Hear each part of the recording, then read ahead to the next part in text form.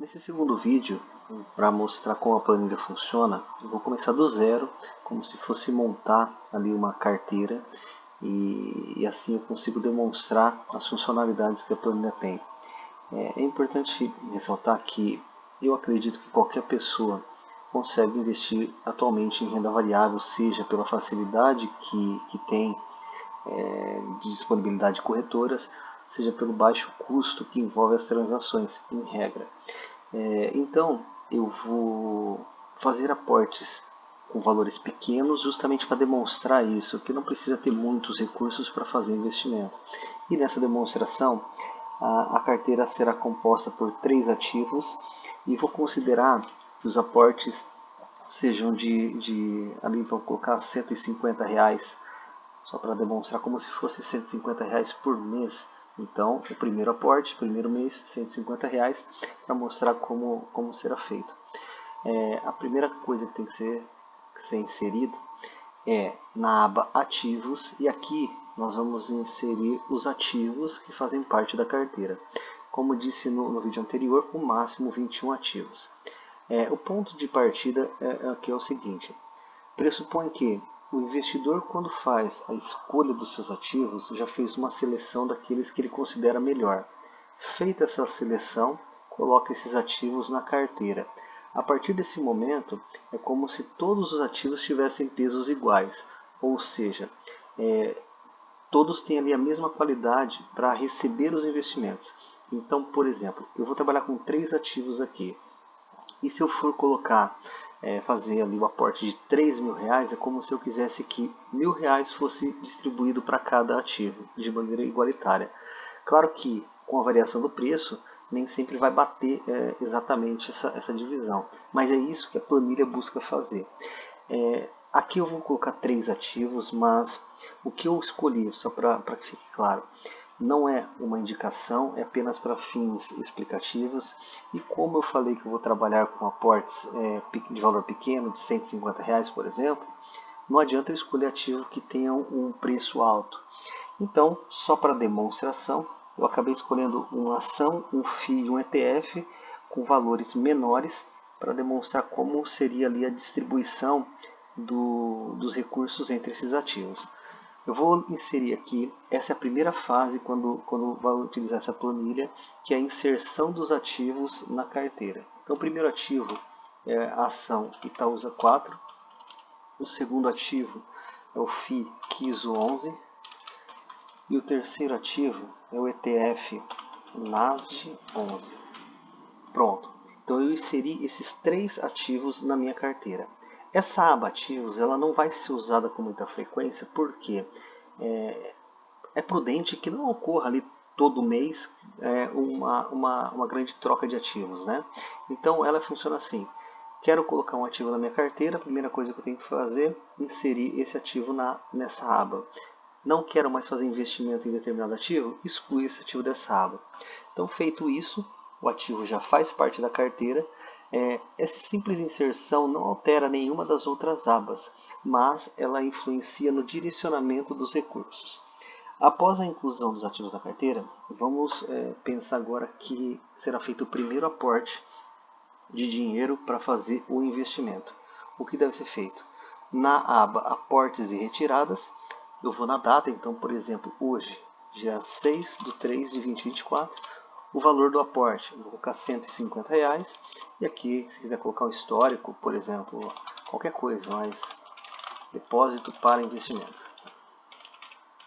Às vezes pode colocar PLR, às vezes pode colocar restituição de imposto de renda, só para ter uma noção. Ou então pode colocar residual de salário, enfim. Aí cada um faz o que quiser aqui na parte de histórico. Feito isso, no canto esquerdo ele tem um total, ele vai sempre atualizando. Ela é uma planilha travada ali, então por mais que eu desça aqui as linhas, ela sempre vai ficar essa parte do cabeçalho travada. Como eu disse no outro vídeo, se eu apertar como já tem agora a linha preenchida, e eu apertar fim de tabela, ele vai na última preenchida aqui. Feita essa inserção, o que afeta, né? Então eu coloquei o aporte, é como se eu disponibilizasse R$ 150 para investimento. Indo na primeira aba de controle, já sofreu alteração. Então agora eu tenho na corretora ou disponível R$ 150 e meu patrimônio é composto de R$ 150.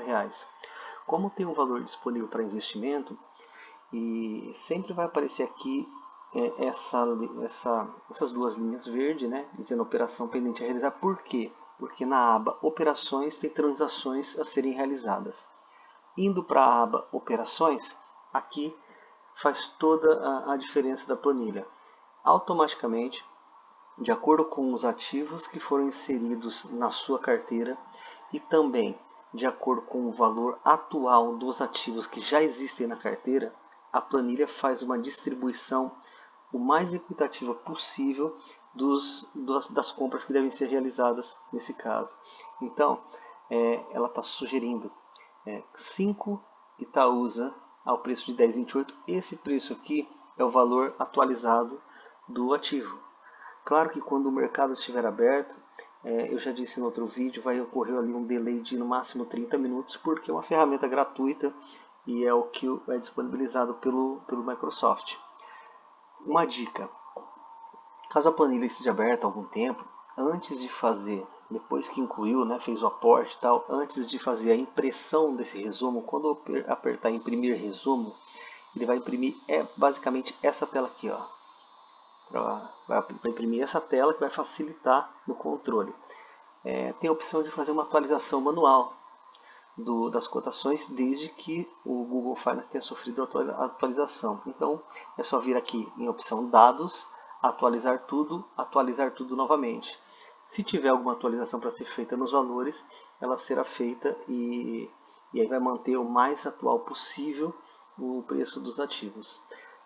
A distribuição, aqui para ficar demonstrado, ela sempre vai buscar equalizar, certo? Então, eu tenho aqui o valor disponível para investir R$150.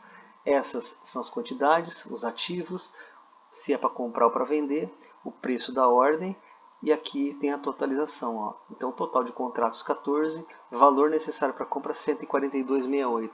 Esse valor residual é porque não integra, né, a ação que deveria ser comprada, até porque ele tenta manter, como eu disse, ali uma distribuição igualitária. Uma dica, né? Essa parte, tolerância sobre o preço, funciona assim. Quando o mercado está aberto, esse preço que está aparecendo aqui é o preço da última atualização. Porém, a cada minuto, cada segundo, o preço sofre variação.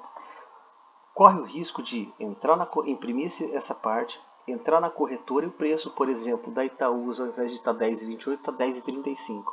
Então, ao inserir uma ordem a 10,28, pode ser que ela não seja executada. O que eu gosto de fazer? Eu gosto de colocar uma tolerância sobre o preço. Então, por exemplo, eu deixo 1%. O que vai acontecer? Se você olhar aqui, ó, o preço da ordem, ela vai aumentar 1% sobre o valor atual. Eu vou dar um Enter aqui e vai sofrer as alterações. Ó. Pronto. Então, por exemplo, de 10,28, o preço de Itaúsa foi para 10,38. O que eu gosto de fazer nessa situação? Eu deixo 1%, entro na corretora, coloco uma ordem limitada para ela ser executada no melhor preço possível. Assim eu evito de colocar uma ordem e ela não ser executada. Mas isso é questão de estratégia de operação. Se não quiser fazer, só deixa zero. Se quiser colocar uma porcentagem maior, 5%, coloca. A planilha sempre vai se atualizando para tentar ali refletir a intenção. Esse vídeo vai ficar por aqui. No próximo a gente vai lançar essas compras e vamos ver as demais funcionalidades.